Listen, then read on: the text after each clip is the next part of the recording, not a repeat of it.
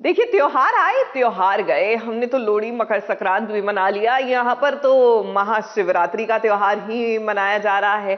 भाई हम बात कर रहे हैं सीरियल नीरजा की, लेकिन एज यू नो ना, सीरियल्स की दुनिया में तो हम कहते हैं जब आए दुरुस्त आए।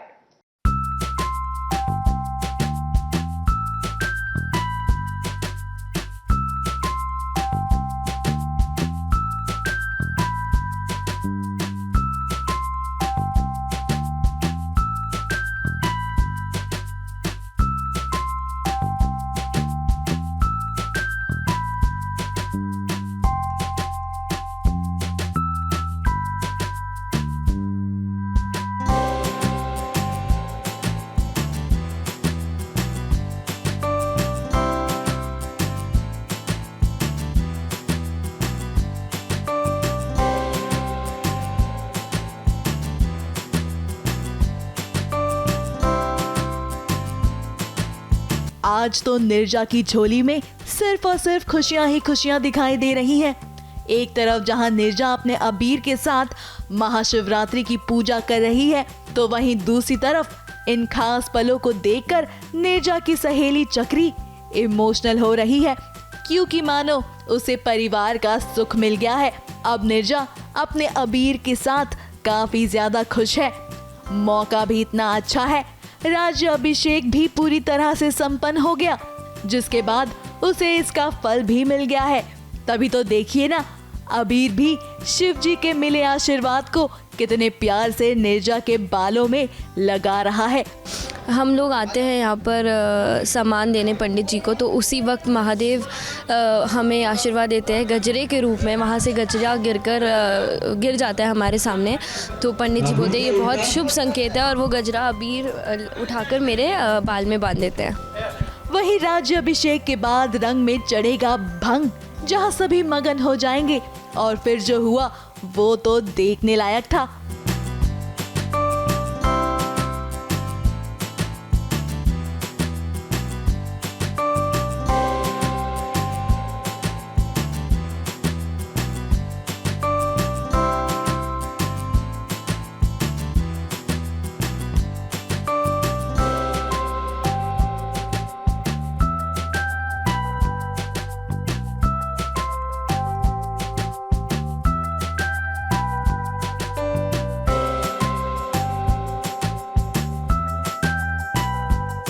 जहाँ पर सबने भांग पी ली है, तो सब आउट ऑफ कैरेक्टर चले गए हैं। और जैसे मैं भी पूरा नाच रही हूँ अभी, मैं त्रिशा के साथ नाच रही हूँ, मैं मौसमी के साथ नाच रही हूँ, तो जो कि रियल लाइफ में नहीं हो सकता कभी। अब हमें ये नहीं भूलना चाहिए कि ये सीरियल की दुनिया है, और यहाँ सब कुछ खुशी खुशी हो जाए ये हमें हजम नहीं होगा, क्योंकि नीरजा की खास दोस्त चक्री पर है कौशिक की नजर। अब सभी तो नाच गाने में व्यस्त थे, और नीरजा भी अबीर के साथ भांग पीकर डांस कर रही है, और चक्री को नहीं पता कि उसके साथ क्या होने वाला है। अब कौशिक अपनी हरकतों से बाज नहीं आता है, वो जानबूझकर चक्री पर भांग गिरा देता है, ताकि चक्री भीड़ से अलग हो जाए और उसे चक्री को छेड़ने का मौका मिल जाए। जी, अभी इस पूजा के दौरान कौशिक जी जो है चक्री को मोलेस्ट करने वाले हैं, एंड उसी दौरान ऐसा कुछ हादसा होने वाला है कि चक्री मर जाती है। तो ये इन अ वे उसका लास्ट डे होने वाला है, बट अभी नीरजा अबीर को कुछ नहीं पता, तो वो एक चक्री इमोशनल है। और जस्ट इसी के दौरान अभी जब पूजा चल रही होगी, सब लोग एंजॉय कर रहे होंगे, और उस दौरान चक्री के साथ ये सब हो रहा होगा। अब फिलहाल तो नीरजा इस अनहोनी से अनजान है, लेकिन जब उसे इस बात का पता चलेगा, तब उसके पैरों तले जमीन खिसक जाएगी, क्योंकि अभी तो वो अपनी माँ के जाने का गम धीरे धीरे भूल रही है, और अब चक्री के साथ होने वाला ये हादसा उसे शायद और भी मायूस कर देगा। मुंबई से सोनू शुक्ला के साथ एबीपी न्यूज रिपोर्ट।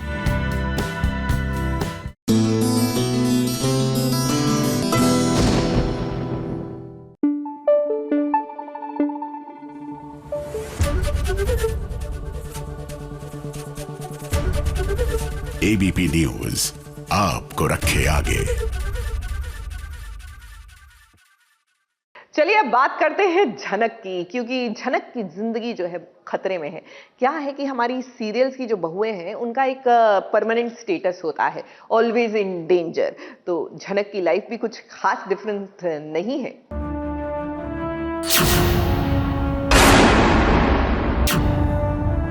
एक बार में बात समझ नहीं आ पा रही है, कितनी बार बोलूं मैं? जाइए यहाँ से, पीछा छोड़िए मेरा, जाइए।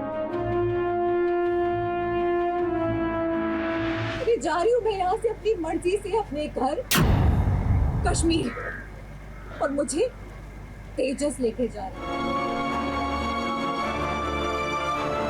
सीधी साधी झनक को आज ये क्या हो गया है? सहमी सहमी सी रहने वाली झनक ने आज ये दुर्गा का रूप क्यों ले लिया है? जिस अनिरुद्ध से वो एक पल भी दूर नहीं रहना चाहती, आज वो उसे हमेशा हमेशा के लिए छोड़कर जाना चाहती है। आखिर ऐसा क्या हुआ कि झनक को ये फैसला लेना पड़ गया? आप भी जानना चाहते हैं ना? तो चलिए खुद झनक से ही जान लेते हैं कि आखिर ये क्या माजरा है। झनक नहीं है ऐसी, और अनिरुद्ध भी बहुत शॉक्ड है ये अवतार देख के झनक का।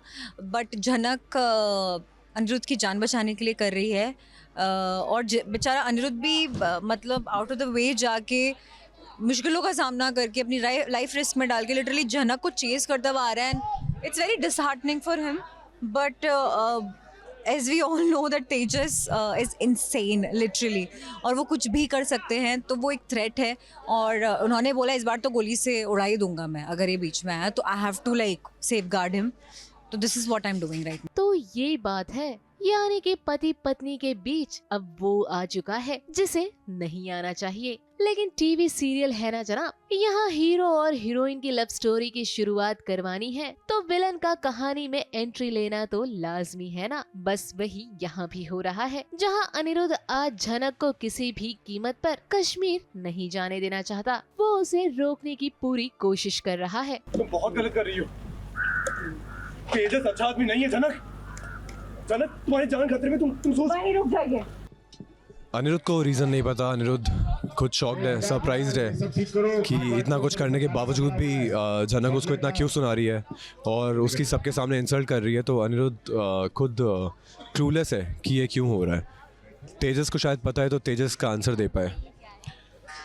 असल में तेजस तो झनक को ब्लैकमेल कर रहा है कि वो अनिरुद्ध को जान से मार देगा। तो उसी के डर से वो ड्रामा कर रही है कि वो उससे नफरत करने लगी है और धुकार रही है, शन कर रही है। तो इसको भी पता नहीं लग रहा है कि वो झनक ऐसा क्यों कर रही है, लेकिन झनक चाह के भी बता नहीं पा रही क्योंकि सामने तेजस खड़ा है।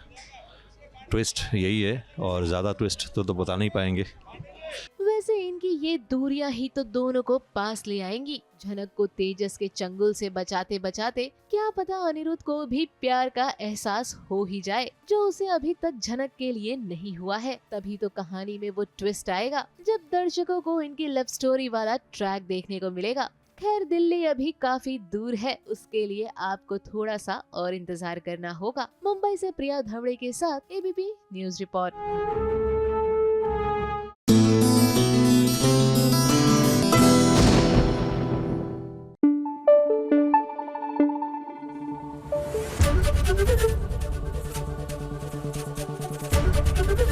एबीपी न्यूज आपको रखे आगे।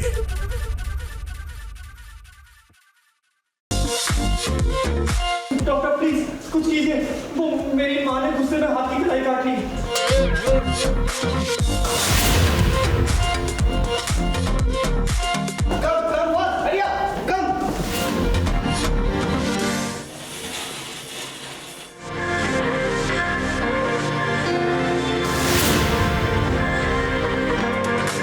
इंसिडेंट हुआ है, इसके बारे में आप पुलिस को इन्फॉर्म कर दीजिए।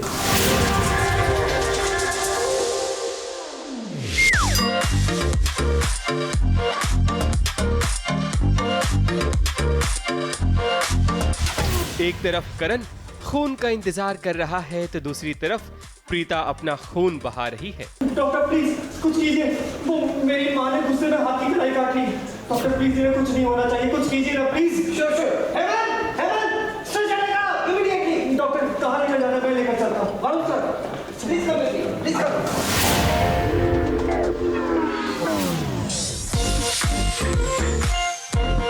खून की कीमत तुम क्या जानो प्रीता, बुझती सांसों को जिंदगी दे सकता है एक कतरा खून। लेकिन नहीं, प्रीता को लगता है उसके पास बहुत सारा खून है। हुआ यूं कि प्रीता ने अपनी कलाई काट ली है, जिसके कारण राजवीर भी काफी परेशान है। प्रीता मतलब मेरी माँ ने अपनी कलाई काट ली है खुद, गुस्से में आकर, मुझसे नाराज़ होकर, क्योंकि मैं उनकी बात मान नहीं रहा हूँ, तो मुझे मनाने के लिए उन्हें ये स्टेप लेना पड़ा। प्रीता ने अपनी कलाई सिर्फ और सिर्फ राजवीर की वजह से काटी है, क्योंकि वो चाहती है कि राजवीर करण को अपना खून दे, लेकिन राजवीर ने खून देने से इनकार कर दिया है। तब प्रीता को 90s के दौर की याद आ गई, जब बॉलीवुड फिल्मों में हीरो की मां अपनी बात मनवाने के लिए इमोशनल अत्याचार करती थी। ठीक उसी तरह प्रीता ने किया, खुद की कलाई काटकर अपना खून बहाकर राजवीर पर प्रेशर बना रही है ताकि राजवीर अपना खून दे। वो चाहती थी कि मैं करण लूथरा, मिस्टर करण लूथरा को अपना खून दूं, क्योंकि हमारा ब्लड ग्रुप मैच करता है। बट मैंने इनकार कर दिया और मैंने उनसे साफ साफ कह दिया कि मैं तो खून नहीं देने वाला। तो उन्हें इस बात पे बहुत ज़्यादा गुस्सा आ गया, क्योंकि कहीं ना कहीं वो उनके लिए फ़ील करती है और वो दिल की इतनी साफ़ है कि वो नहीं चाहती कि किसी की जान जाए या किसी पे तकलीफ़ आए, और अगर हेल्प करने का मौका मिल रहा है तो राजवीर ने उनकी हेल्प करनी चाहिए। प्रीता के इस इमोशनल अत्याचार से अब हो सकता है कि राजवीर करण को अपना खून दे, लेकिन कहीं ऐसा ना हो जाए कि प्रीता को भी खून की जरूरत पड़ जाए। तब भला राजवीर क्या करेगा? अब उसके पास खून बहाने की तो फैक्ट्री है नहीं, लेकिन यहाँ निधि के पास आंसुओं की फैक्ट्री जरूर है, जो यहाँ करण के लिए काफी आंसू बहा रही है। और निधि के आंसू को अगर कहें कि ये मगरमच्छ के आंसू हैं, तो ये कहना गलत ना होगा। मुंबई से विशाल शर्मा के साथ एबीपी न्यूज रिपोर्ट।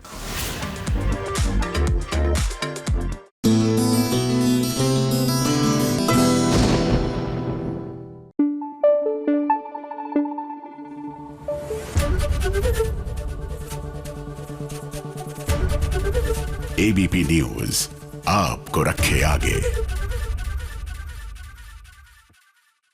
वैसे मानना पड़ेगा, सीरियल नथ में कृष्णा जो है, जो वो अपने ह्यूमन फॉर्म में नहीं कर पाई, वो अब अपनी आत्मा फॉर्म में कर रही है। मतलब उनको पहली कामयाबी तो मिल गई है ना, गोपाला का पर्दाफाश करने की राह में।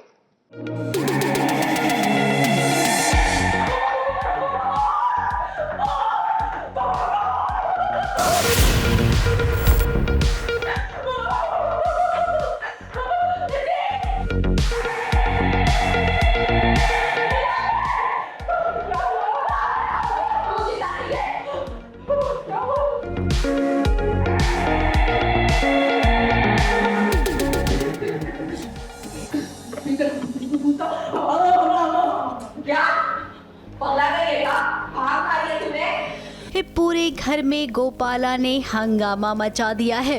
अब भी वो क्या है ना, कृष्णा की आत्मा आ गई है, ये तो हमने आपको दिखा ही दिया था। अब आत्मा हमला करने वाली है गोपाला पर।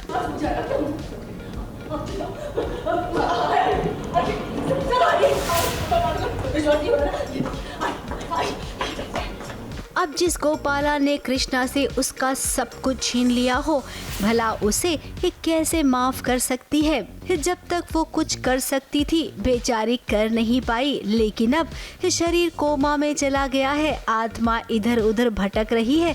अब पूरे घर में गोपाला को लग रहा है कि भूत है। यहाँ पे निशान था, यहाँ पे निशान था, हमको खुद समझ गया, हमको ऐसा लगा कि हम पागल हो रहे हैं, हमारा मानसिक संतुलन नहीं, हमने देखा था। वैसे जरा गौरी का भी चेहरा देखिए, उसके साथ भी ऐसी हरकत हो चुकी है। फिलहाल वो चुप बैठी है, क्योंकि वो जानती है कि अगर किसी से कहेगी तो कोई भी उसकी बात पर यकीन नहीं करेगा, जैसे कि इस वक्त गोपाला की बात पर कोई यकीन नहीं कर रहा है। हम सच कह रहे, यहाँ पे निशान था।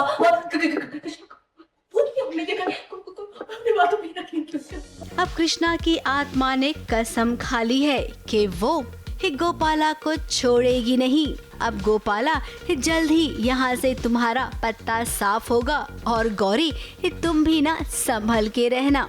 ABP news report.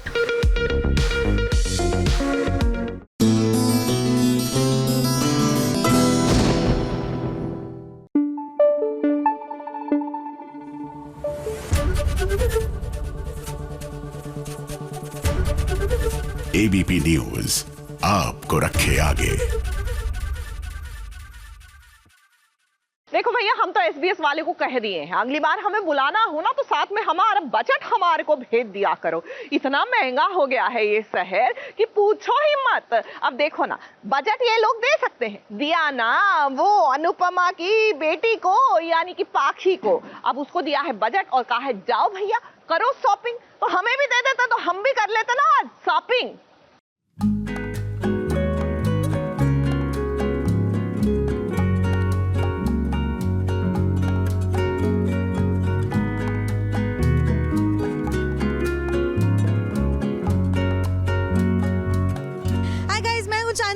और मैं आई हूँ एसबीएस के साथ सब्जी खरीदने, क्योंकि आज हमारे घर पे बन रहा है बैंगन का भरता, जिसके लिए हमें चाहिए बैंगन, हमें चाहिए टमाटर, हमें चाहिए प्याज, हमें चाहिए गार्लिक और हमें चाहिए जिंजर, है ना। तो हमें इतनी सारी चीज़ें चाहिए और मुझे एसबीएस ने सिर्फ दिए हैं 200 रुपये। महंगाई बहुत ज़्यादा बढ़ गई है, बहुत ज़्यादा बढ़ गई है। हम जितना कमाते नहीं है उतना हमारे खाने में चला जाता है, बताओ। इतनी महंगाई बढ़ गई है तो हमारे पास अब बजट, आज हम बजट शॉपिंग करेंगे।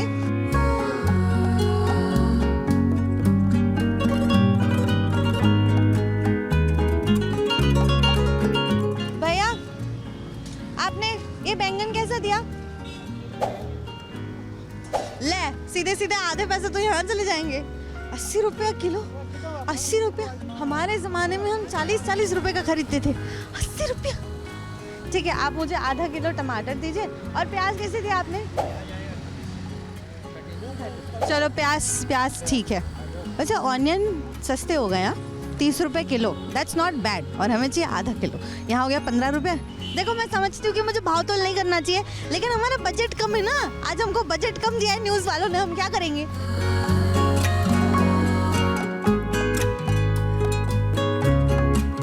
अदरक की चाय से सर का दर्द कम होता है, पर मेरे को लगता है इतना महंगा अदरक अगर हम खरीदेंगे तो हमारे सर का दर्द कम नहीं जाएगा। तो मैंने लिया है कांदा, मैंने लिया है, मतलब कांदा प्याज तो एक ही होता है। मैंने लिया है प्याज, मैंने लिया है टमाटर, मैंने लिया लहसुन, मैंने लिया बैंगन, और अब मैं लूँगी थोड़ी सी मिर्ची।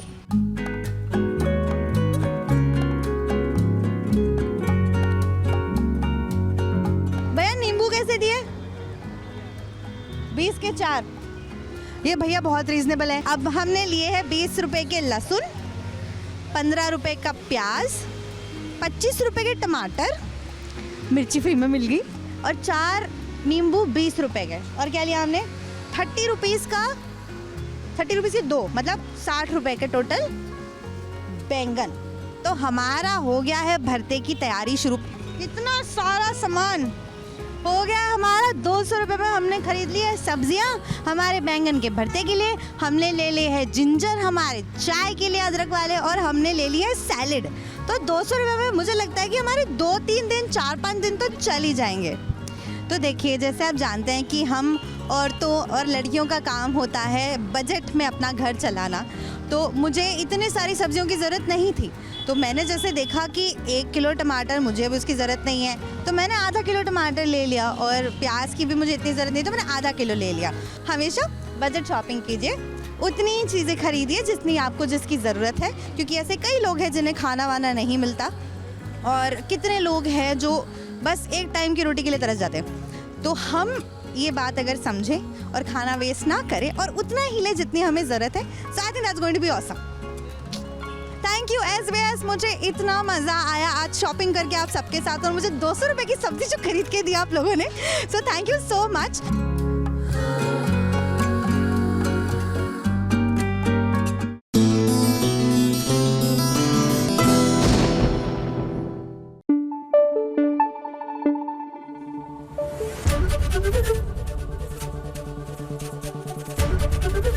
एबीपी न्यूज आपको रखे आगे।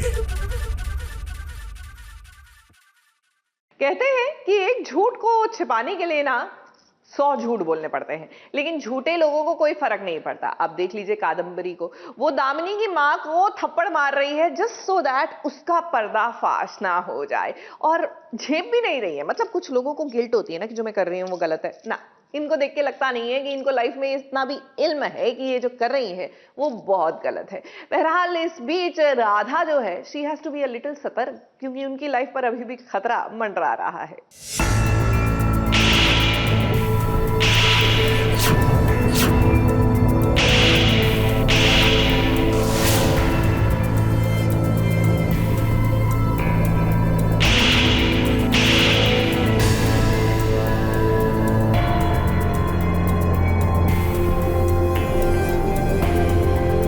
ओह माय गॉड, ये क्या हुआ?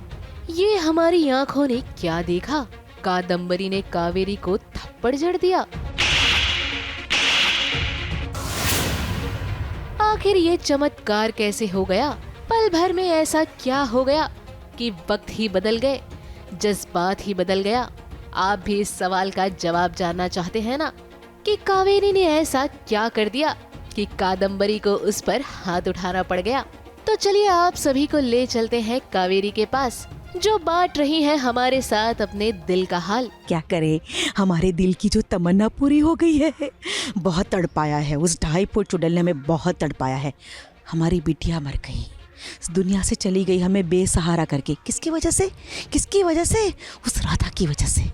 इसीलिए जब मोहन उसका मंगलसूत्र छीनने आया ना, हमारे कलेजे में ठंडक पड़ गई। इसीलिए हम अच्छे से डांस कर रहे थे और उसका चिढ़ा रहे थे, बड़ा मज़ा आ रहा था। अब क्या करें, परिवार भी तो आ गया। अब कद्दू वैसे थी हमारे साथ, पर परिवार के सामने नाटक भी तो करना है ना, वरना हमारी पोल पकड़ी जाएगी। इसलिए झक मार के हमें उस 2.5 फुट चुड़ैल के सामने माफ़ी मांगनी पड़ी। इसे कहते हैं एक ही थाली के चट्टे बट्टे, जो अपनी हरकतों से कभी बाज नहीं आ सकते, लेकिन कभी कभी उनकी ही करनी उन पर भारी पड़ जाती है, जैसा कि आज कावेरी के साथ हुआ है। राधा को परेशान करने निकली थी मोहतरमा। उन्हें क्या पता था कि थप्पड़ों की गूंज से उनका स्वागत किया जाएगा। बहुत बुरा लग रहा है, बहुत बुरा लग रहा है। ऐसा लग रहा है कि ये निर्दोष विधवा अप्पी की अप्पी सारे त्रिवेदियों को श्राप दे देगी, और हमारा श्राप तो लगता है। बहुत बुरा लग रहा है। और उस भी ये 2.5 फुट चुड़ैल के सामने माफ़ी मांगना बोले तो हमारे तो पैरों से ज़मीन खिसक गई है बस। लेकिन बदला ज़रूर लेंगे हम, इसका बदला हम ज़रूर लेंगे।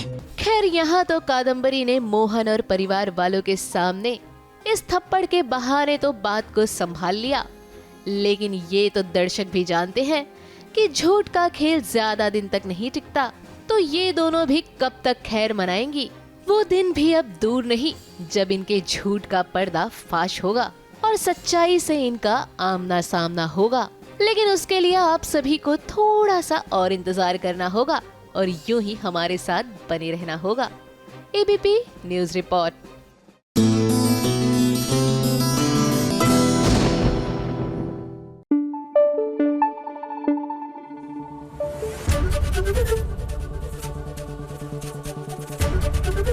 एबीपी न्यूज आपको रखे आगे।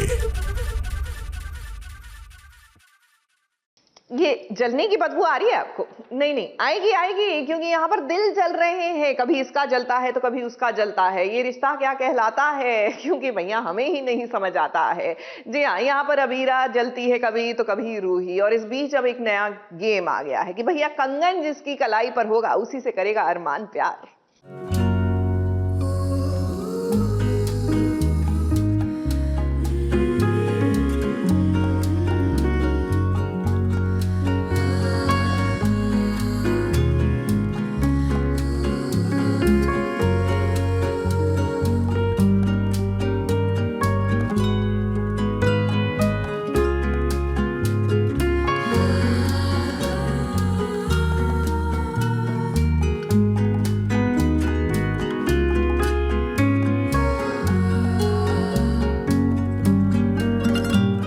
खुशियों के साथ आज का दिन अबीरा के लिए शुरू हुआ था, क्योंकि घर में आज चूड़ी वाला आया है। और इस चूड़ी वाले का ऐसा कहना है कि जिस भी पति ने अपनी पत्नी को बिना देखे फटाफट से चूड़ियां पहना दी और उसकी पत्नी की कलाई में चूड़ियां आसानी से आ जाएगी, तो इसका मतलब ये है कि उसका पति बहुत ज़्यादा प्यार करता है अपनी पत्नी से अब देखिए एक एक करके सभी बैठ गए हैं। किसी ने अपनी पत्नी को चूड़ी पहनाई तो किसी ने इतना इंटरेस्ट नहीं दिखाया। तो वहीं जरा अबीरा को देखिए, जैसे ही अरमान अबीरा के पास आया, जितनी भी चूड़ियां उसने ली वो सारी की सारी अबीरा के हाथ में आसानी से आ गई।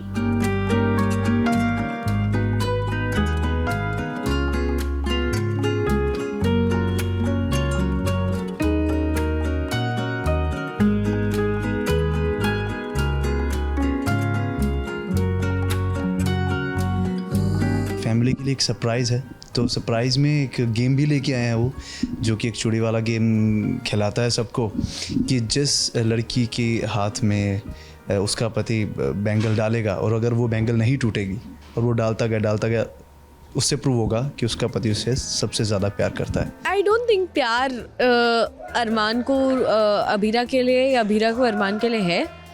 आई थिंक वो आगे डेवलप होगा, बट आई थिंक एक दूसरे के लिए फिक्र जरूर है। अब ये देखकर रूही एकदम से जल भुन गई है। उसे लगा था कि अरमान उसे भी चूड़ी पहनाएगा, क्योंकि वो दादी सा के पास बैठी है और चूड़ी लेकर जब अरमान दादी सा के करीब आया तो उसे लगा कि चूड़ी उसे पहनाएगा। अब ऐसा हो सकता है क्या रूही? माना कि आप वन साइड लव करती हैं अरमान को, लेकिन अरमान आपसे प्यार नहीं करता है। अब रूही को इतना बड़ा धक्का लगा है। जब वो अरमान और अबीरा को पास देखती है, उन्हें खुश देखती है, उसे बिल्कुल अच्छा नहीं लगता है। रूही को होप रहता है कि अरमान आएगा और चूड़ी पहनाएगा, बट अरमान नहीं आता है और आता भी नहीं, और ऊपर से अबीरा को भी चूड़ियाँ पहनाता है और वो फिट हो जाती है। तो रूही वो डिलेमा में है कि अरे मतलब क्या हो गया, ये मेरे आंखों के सामने है और मेरा हाथों में कुछ भी नहीं है, मेरा पति भी नहीं है। अब देखिए ना, ये धमाके वाला सीन तो अब हुआ जब रूही एक कमरे में अकेले चूड़ी पहन रही थी। उसे चोट लग गई और अरमान ने देख लिया और उसके बाद रूही के हाथ में भी चूड़ी है और ये नज़ारा अबीरा ने देख लिया। अब अबीरा के मन में पहले से ही शक तो हुआ है कि इन दोनों के बीच कोई तो चक्कर जरूर चल रहा है। अब जब वो इन दोनों को इस तरीके से देखेगी, उसका शक यकीन में बदल जाएगा। अब यहाँ पर देखा जाए तो एक तरह से गलती रूही की नहीं बल्कि अरमान की है, जबकि अरमान जानता है कि रूही हमेशा से कोशिश करती है काम बिगाड़ने की। फिर ऐसे में वो क्यों चले जाता है रूही के कमरे में? ऐसा ही कुछ अगर अबीरा किसी और लड़के के साथ करती तो क्या अरमान को अच्छा लगता? नहीं ना। तो हम तो यही कहेंगे कि ये तो शुरुआत है, अभी यहाँ पर ये जलन वाली कहानी शुरू हुई है, जो कि बहुत ही दिलचस्प होने वाली है। मुंबई से विशाल शर्मा के साथ एबीपी न्यूज़ रिपोर्ट।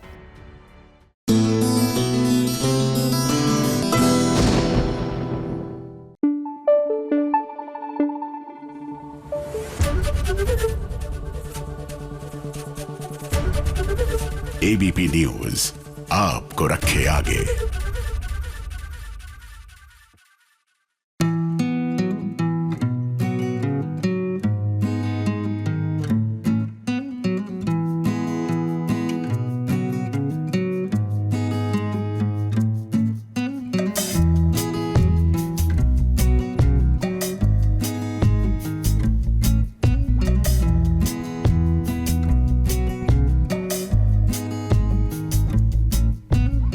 क्या बात है शक्ति, ये हुई ना बात। घर का बेटा अब घर में आ गया है और अपने पिता के साथ रहेगा।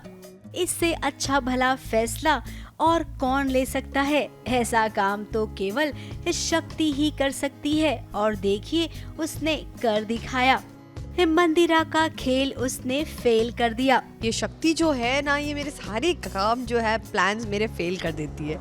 तो अभी वही हुआ कि मैंने सब कुछ ये करके शिव को भी पटा के मैंने कार्तिक को भेज दिया था हॉस्टल वापस, पर अभी शक्ति ने पता नहीं उससे क्या डोज दिया और उससे वापस लेकर आ गई है।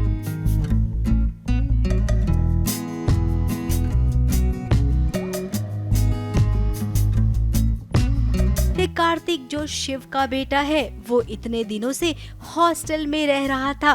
लेकिन अब वो हॉस्टल में नहीं रहेगा, वो अपने ही घर में अपने परिवार के साथ रहेगा। और ये फैसला खुद शिव ने लिया है, क्योंकि उसे शक्ति ने समझाया है। क्योंकि शक्ति ने शिव को ऑलरेडी पटा लिया है, तो शिव ने एक्चुअली साइन किया। और मैं जाके उसे रिमाइंड भी करती हूँ कि उसकी हालत ऐसी है नहीं कि वो अपने बेटे को साथ में रख सके, पर उसने डिसाइड कर लिया है कि वो रखेगा अभी अपने साथ ही बेटे को। अब देखिए, मंदिरा ने तो चिकनी चुपड़ी बातें कर कर शिव को अपनी बातों में फंसा लिया था, लेकिन वो ये नहीं जानती है कि शक्ति मंदिरा की हर चाल से वाकिफ हो गई है। तभी तो उसने भी पूरा मन बना लिया कि शिव को अपने बेटे के लिए मना ही लेगी। और देखिए, उसने कर दिखाया।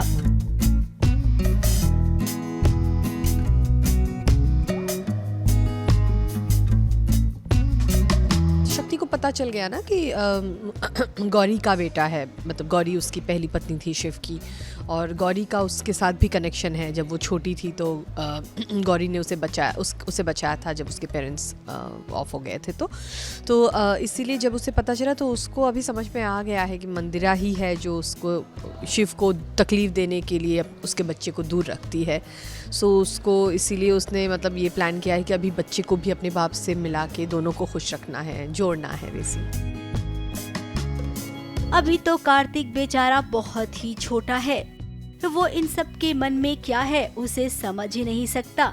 लेकिन हाँ, वो अब शक्ति को मासी कहने लग गया है। और हम जानते हैं कि वो दिन दूर नहीं है जब अपनी मासी को वो मासी माँ कहेगा। और इसके बाद शक्ति बहुत जल्द मंदिरा का पर्दा फाश भी करेगी।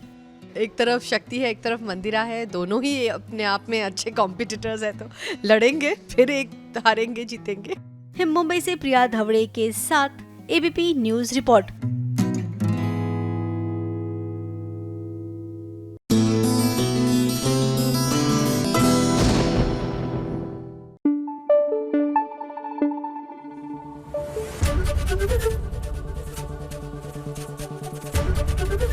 एबीपी न्यूज आपको रखे आगे।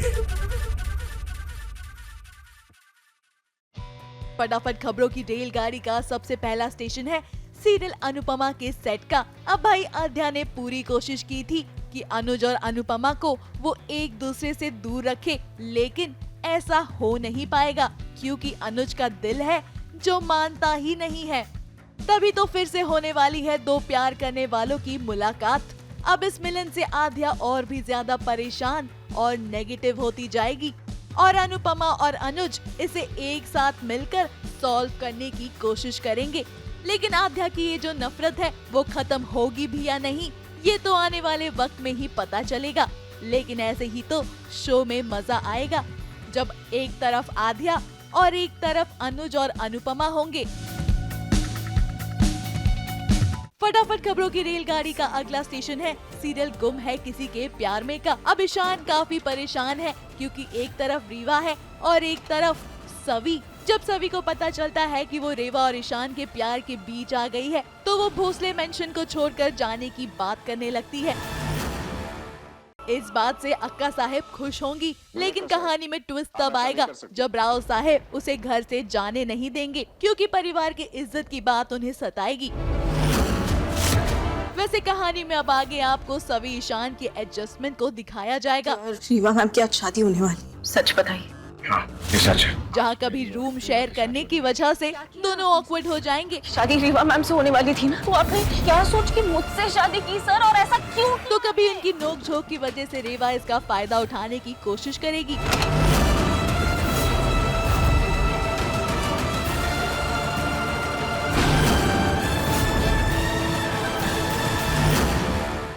हम तुम्हें अपने बारे में तो सब कुछ बता चुके, पर कौन है जिसके बारे में? फटाफट खबरों की रेलगाड़ी का अगला स्टेशन है सीरियल इमली का। कॉन्ट्रैक्ट शादी भी आशु के इलाज के पैसे जुटाने के लिए की थी। इमली ने अगस्त्या को आखिरकार बता ही दिया कि उसने अगस्त्या से शादी आखिर की तो क्यों की थी।